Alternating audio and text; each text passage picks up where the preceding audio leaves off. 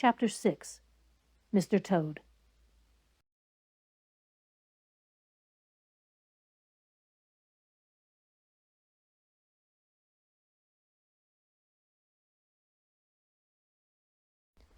It was a bright morning in the early part of summer. The river had resumed its wonted banks and its accustomed pace, and a hot sun seemed to be pulling everything green and bushy and spiky up out of the earth towards him, as if by strings. The mole and the water rat had been up since dawn, very busy on matters connected with boats and the opening of the boating season, painting and varnishing, mending paddles, repairing cushions, hunting for missing boat hooks, and so on, and were finishing breakfast in their little parlor and eagerly discussing their plans for the day when a heavy knock sounded at the door. "Bother," said the rat, all over egg. "See who it is, Mole, like a good chap, since you've finished." The mole went to attend the summons, and the rat heard him utter a cry of surprise. Then he flung the parlor door open and announced with much importance, "Mr. Badger." This was a wonderful thing indeed, that the badger should pay a formal call on them, or indeed on anybody.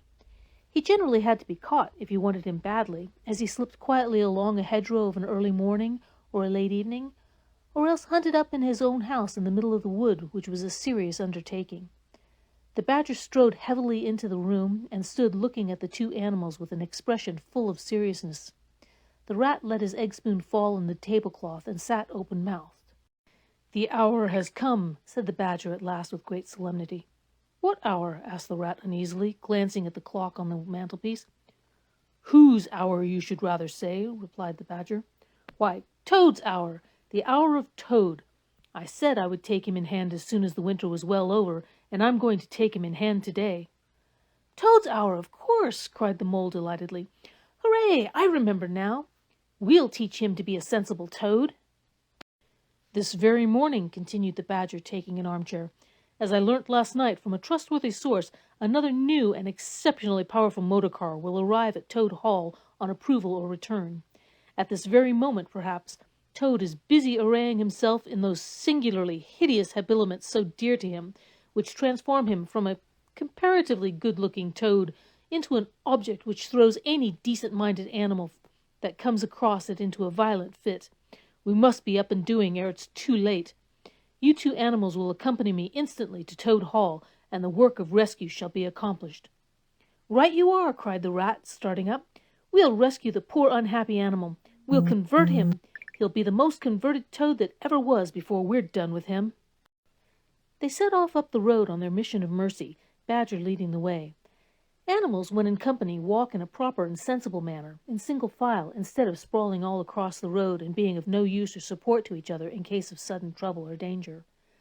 They reached the carriage drive of Toad Hall to find, as Badger had anticipated, a shiny new motor car of great size, painted a bright red, Toad's favorite color, standing in front of the house.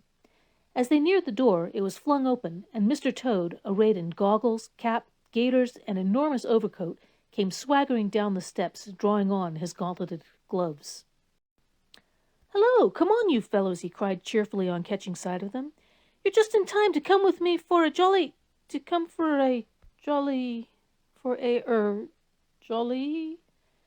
His hearty accents faltered and fell away as he noticed the stern, unbending look on the countenances of his silent friends, and his invitation remained unfinished. The badger strode up the steps. "Take him inside," he said sternly to his companions. Then, as Toad was hustled through the door, struggling and protesting, he turned to the chauffeur in charge of the new motor car. "I'm afraid you won't be wanted today," he said. "Mr. Toad has changed his mind. He will not require the car. Please understand that this is final. You needn't wait." Then he followed the others inside and shut the door. "Now then," he said to the Toad when the four of them stood together in the hall, "first of all, take those ridiculous things off." "Shan't," replied the Toad with great spirit. "What is the meaning of this gross outrage? I demand an instant explanation." "Take them off him then, you two," ordered the badger briefly. They had to lay Toad out on the floor, kicking and calling all sorts of names before they could get to work properly.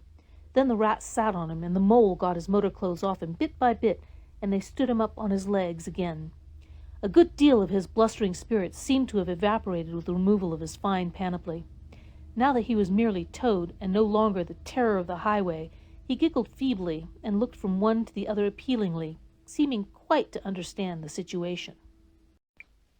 "You knew it must come to this sooner or later, Toad," the Badger explained severely. "You've disregarded all the warnings we've given you. You've gone on squandering the money your father left you, and you're getting us animals a bad name in the district by your furious driving, and your smashes, and your rows with the police. Independence is all very well, but we animals never allow our friends to make fools of themselves beyond a certain limit, and that limit you've reached. Now, you're a good fellow in many respects, and I don't want to be too hard on you. I'll make one more effort to bring you to reason. You will come with me into the smoking room, and there you will hear some facts about yourself, and we'll see whether you come out of that room the same Toad you went in." He took Toad firmly by the arm, led him into the smoking room, and closed the door behind them. "That's no good," said the Rat contemptuously. "Talking to Toad'll never cure him. He'll say anything." They made themselves comfortable in armchairs and waited patiently. Through the closed door they could just hear the long, continuous drone of the Badger's voice, rising and falling in waves of oratory, and presently they noticed that the sermon began to be punctuated at intervals by long-drawn sobs, evidently proceeding from the bosom of Toad, who was a soft-hearted and affectionate fellow, very easily converted, for the time being, to any point of view.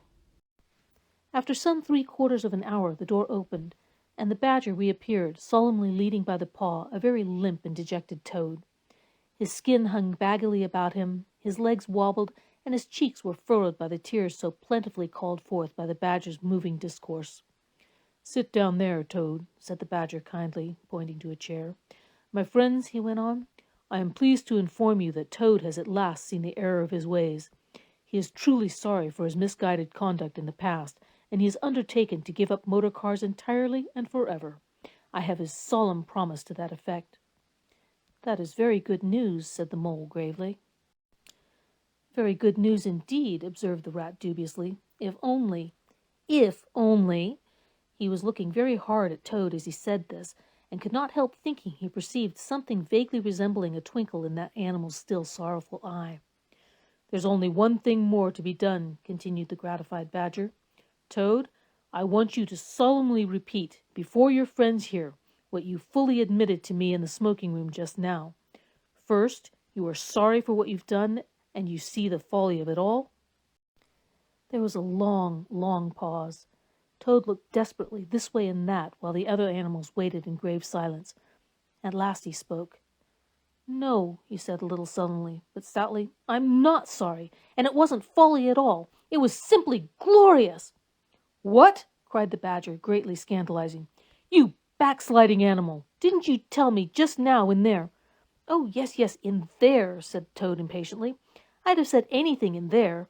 You're so eloquent, dear Badger, and so moving, and so convincing, and put all your points so frightfully well. You can do what you like with me in there, and you know it. But I've been searching my mind since, and going over things in it, and I find that I'm not a bit sorry or repentant really, so it's no earthly good saying I am now, is it?" "Then you don't promise," said the Badger, "never to touch a motor car again?" "Certainly not," replied Toad emphatically. "On the contrary, I faithfully promise that the very first motor car I see, poop, poop, off I go in it." "Told you so, didn't I?" observed the Rat to the Mole. "Very well, then," said the Badger firmly, rising to his feet. "Since you won't yield to persuasion, we'll try what force can do. I feared it would come to this all along. You've often asked us three to come and stay with you, Toad, in this handsome house of yours. Well, now we're going to. When we've converted you to a proper point of view, we may quit, but not before. Take him upstairs, you two, and lock him up in his bedroom while we arrange matters between ourselves." "It's for your own good, Toady, you know," said the Rat kindly, as Toad, kicking and struggling, was hauled up the stairs by his two faithful friends. "Think what fun we shall all have together, just as we used to when you've quite got over this painful attack of yours." "We'll take great care of everything for you till you're well, Toad," said the Mole, "and we'll see your money isn't wasted as it has been." "No more of those regrettable incidents with the police, Toad," said the Rat, as they thrust him into his bedroom. "And no more weeks in hospital being ordered about by female nurses, Toad," added the Mole, turning the key on him. They descended the stair, Toad shouting abuse at them through the keyhole, and the three friends then met in conference on the situation. "It's going to be a tedious business," said the Badger, sighing. I've never seen Toad so determined. However, we will see it out. He must never be left an instant unguarded. We shall have to take it in turns to be with him till the poison has worked itself out of his system." They arranged watches accordingly. Each animal took it in turns to sleep in Toad's room at night, and they divided the day up between them.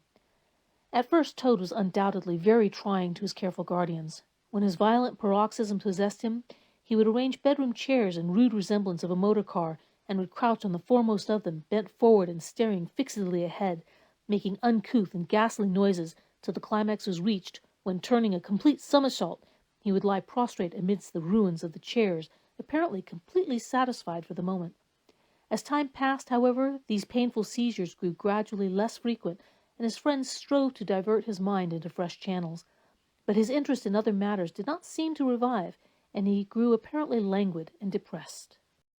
One fine morning the rat, whose turn it was to go on duty, went upstairs to relieve Badger, whom he found fidgeting to be off and stretch his legs in a long ramble round his woods and down his earths and burrows. "Toad's still in bed," he told the rat outside the door. "Can't get much out of him, except, 'Oh, leave him alone. He wants nothing. Perhaps he'll be better presently. It may pass off in time. Don't be unduly anxious,' and so on. Now, you look out, rat. When Toad's quiet and submissive and playing at being the hero of a Sunday school prize, then he's at his artfullest. There's sure to be something up. I know him. Well now, I must be off." "How are you today, old chap?" inquired the rat cheerfully as he approached Toad's bedside.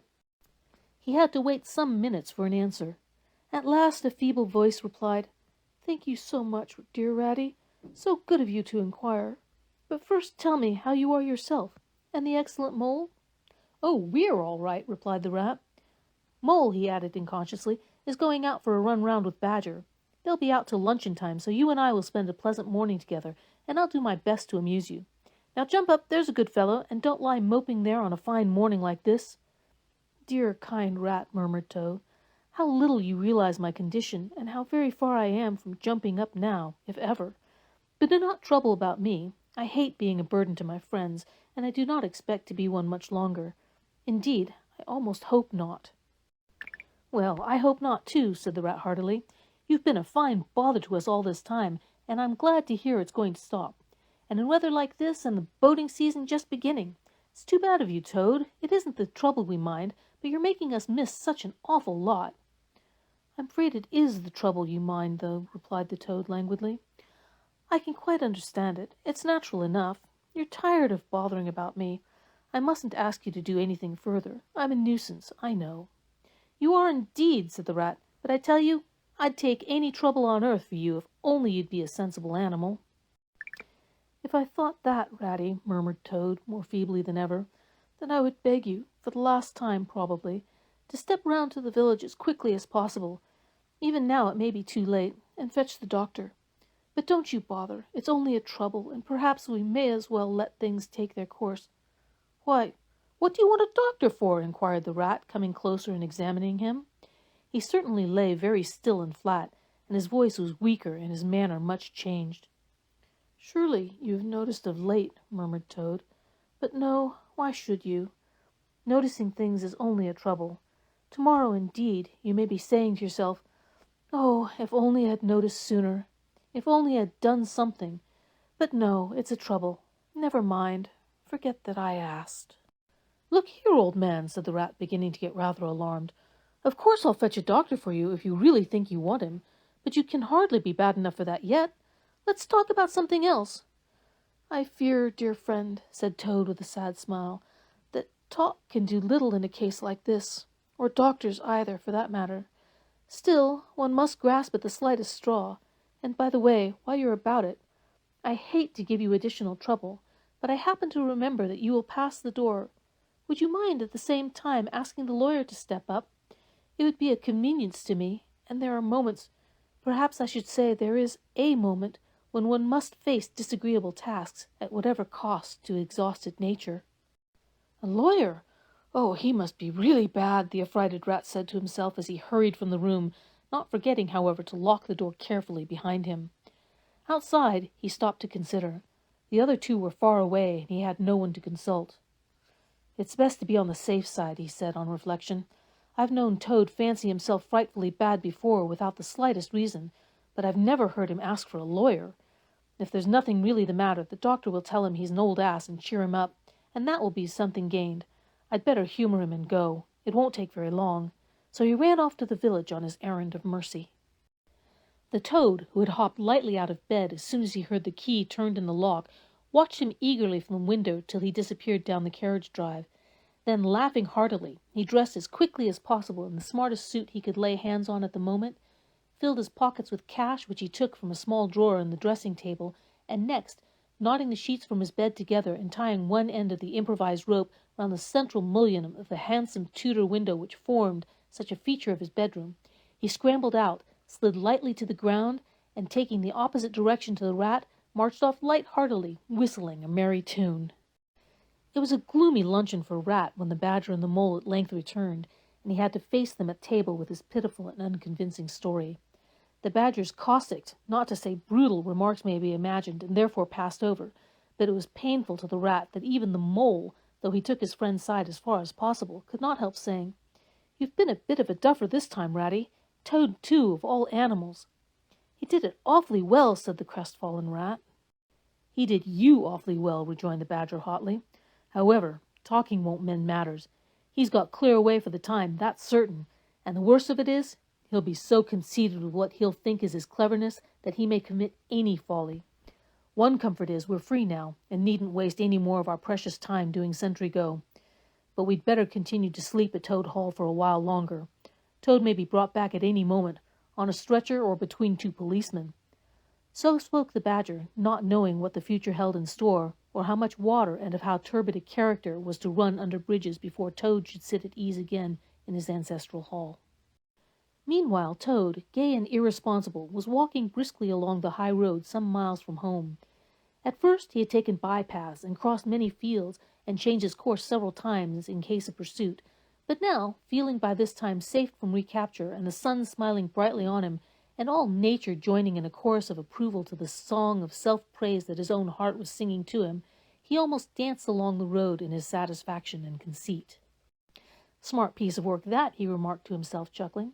"Brain against brute force, and brain came out on the top, as it's bound to do. Poor old Ratty! My, won't he catch it when the Badger gets back! A worthy fellow, Ratty, with many good qualities, but very little intelligence, and absolutely no education. I must take him in hand some day, and see if I can make something of him."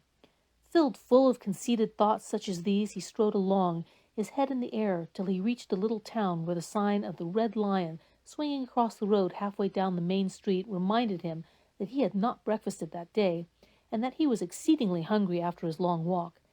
He marched into the inn, ordered the best luncheon that could be provided at short notice, and sat down to eat it in the coffee-room. He was about halfway through his meal when an only too familiar sound, approaching down the street, made him start and fall a-trembling all over. The boop-boop drew nearer and nearer. The car could be heard to turn into the inn-yard and come to a stop, and Toad had to hold on to the leg of the table to conceal his overmastering emotion.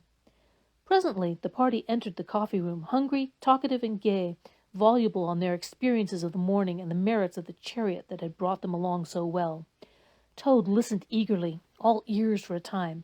At last he could stand it no longer.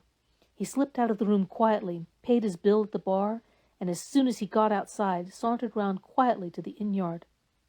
"There cannot be any harm," he said to himself, "in my only just looking at it." The car stood in the middle of the yard, quite unattended, the stable helps and other hangers-on being all at their dinner. Toad walked slowly round it, inspecting, criticizing, musing deeply. "I wonder," he said to himself presently, "I wonder if this sort of car starts easily." Next moment, hardly knowing how it came about, he found he had hold of the handle and was turning it. As the familiar sound broke forth, the old passion seized on Toad and completely mastered him, body and soul. As if in a dream, he found himself somehow seated in the driver's seat. As if in a dream, he pulled the lever and swung the car round the yard and out through the archway, and, as if in a dream, all sense of right and wrong, all fear of obvious consequences seemed temporarily suspended. He increased his pace, and as the car devoured the street and leapt forth on the high road through the open country, he was only conscious that he was Toad once more, Toad at his best and highest, Toad the terror, the traffic queller, the lord of the lone trail before whom all must give way or be smitten into nothingness and everlasting night. He chanted as he flew, and the car responded with sonorous drone. The miles were eaten up under him as he sped he knew not whither, fulfilling his instincts, living his hour, reckless of what might come to him. To my mind, observed the chairman of the bench of magistrates cheerfully, the only difficulty that presents itself in this otherwise very clear case is, how can we possibly make it sufficiently hot for the incorrigible rogue and hardened ruffian whom we see cowering in the dock before us? Let me see. He has been found guilty on the clearest evidence, first, of stealing a valuable motor car, secondly, of driving to the public danger, and thirdly, of gross impertinence to the rural police. Mr. Clerk, will you tell us, please, what is the very stiffest penalty we can impose for each of these offenses? Without, of course, giving the prisoner the benefit of any doubt, because there isn't any. The clerk scratched his nose with his pen. Some people would consider, he observed, that stealing the motor car was the worst offense, and so it is. But cheeking the police undoubtedly carries the severest penalty, and so it ought. Supposing you were to say 12 months for the theft, which is mild, and 3 years for the furious driving, which is lenient, and 15 years for the cheek, which was pretty bad sort of cheek, judging by what we've heard from the witness box, even if you only believe 1/10 part of what you heard, and I never believed more myself. Those figures, if added together correctly, tot up to 19 years. First rate, said the chairman. So you had better make it around 20 years to be on the safe side, concluded the clerk. An excellent suggestion, said the chairman approvingly. Prisoner, pull yourself together and try and stand up straight.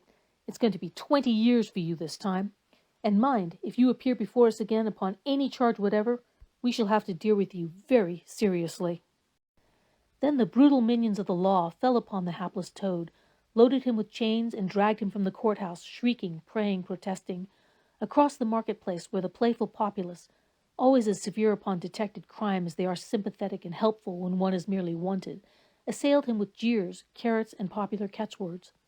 Past hooting school children, their innocent faces lit up with the pleasure they ever derive from the sight of a gentleman in difficulties, across the hollow-sounding drawbridge, below the spiky portcullis, under the frowning archway of the grim old castle whose ancient towers soared high overhead, past guardrooms full of grinning soldiery off duty, past sentries who coughed in a horrid sarcastic way, because that is as much as a sentry on his post dared to show his contempt and abhorrence of crime, up time-worn winding stairs, past men-at-arms in casquet and corselet of steel, darting threatening looks through their visors, across courtyards where mastiffs strained at their leash and pawed at the air to get at him, past ancient warders, their halberds leant against the wall, dozing over pasty and a flagon of brown ale, on, past the rack chamber and the thumbscrew room, past the turning that led to the private scaffold, till they reached the door of the grimmest dungeon that lay in the heart of the innermost keep. There at last they paused, where an ancient jailer sat fingering a bunch of mighty keys. "Odds bodikins," said the sergeant of police, taking off his helmet and wiping his forehead. "Rouse the old loon, and take over from us this vile Toad, a criminal of deepest guilt and matchless artfulness and resource. Watch and ward him with all thy skill, and mark thee well, greybeard, should aught untoward befall, thy old head shall answer for his, and a murrain on both of them." The jailer nodded grimly, laying his withered hand on the shoulder of the miserable Toad. The rusty key creaked in the lock, the great door clanged behind them, and Toad was a helpless prisoner in the remotest dungeon of the best guarded keep of the stoutest castle in all the length and breadth of merry England.